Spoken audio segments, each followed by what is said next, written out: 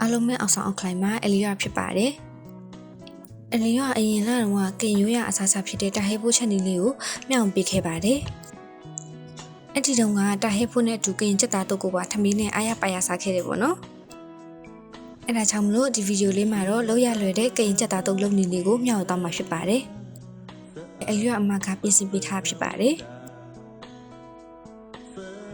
ပထမဦးဆုံးချက်သားကိုရင်းရယ်ငပြရည်နဲ့တခြားဟင်းခတ်မုတ်တွေထည့်ပြီးတော့ပေါ့နော်ပြုတ်ပါမယ်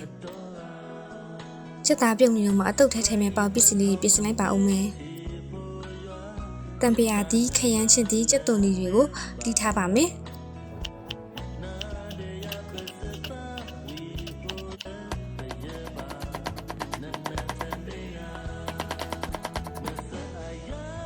ပြီးရင်တော့ချက်သွန်ဖြူနေငယ်ပြီးစိမ့်ကိုထောင်းပါမယ်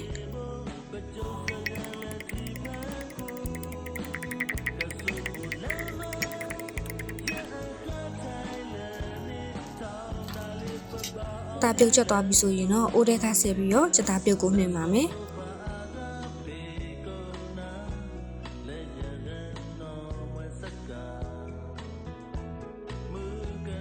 ချက်သားနှင်ပြီးတော့ပြီဆိုရင်တော့ပြင်ဆင်ထားတဲ့ခရမ်းချင်းတီချက်သွန်နီကြီးနဲ့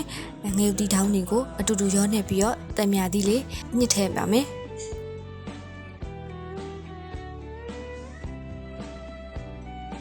အရသာကတော့ကိုလိုတလို့ဆက်လို့ရတယ်ပေါ့နော်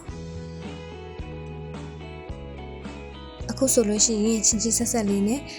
စားလို့အရန်ကောင်းတဲ့ကင်ချက်သားတုပ်လေးကိုရရှိသွားပြီဖြစ်ပါတယ်